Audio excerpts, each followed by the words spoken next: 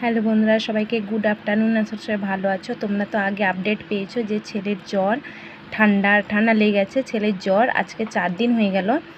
আগের দিন মঙ্গলবার ডক্টর দেখাতে নিয়ে গেছিলাম। ডক্টর একটা ফটো করতে বলেছে, বুকের একটা ফটো করতে বলেছে। ফটো করেছি, তাতে নিউমোনিয়া আছে কিনা ডক্টর দেখবে বলেছিলেন।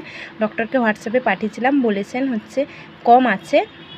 আর ছেলের জ্বরটাই কাটছে না। আজকে 4 দিন হয়ে গেল। অ্যান্টিবায়োটিক দিয়েছেন, জ্বরের ওষুধ দিয়েছেন, খাওয়াচ্ছি ছেলেকে।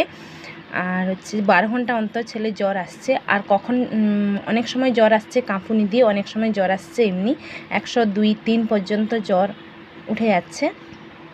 ওষুধ খাওয়াচ্ছি আর ছেলের জ্বরটা কাটছে না। 4 দিন হয়ে গেল। এইটুকু আপডেট দেওয়ার ছিল। দেখো ছেলের চোখ মুখের অবস্থা। আর ছেলে একদম খেতেও পারছে না, এমনিতে ঠান্ডা লাগা আছে, খেতেও পারছে না। এইটুকু তোমাদের আপডেট দেওয়ার ছিল। আর সবাই ভগবানের কাছে প্রে করো যাতে ছেলের জ্বরটা কমে যায়, জ্বর না আসে। সবাইকে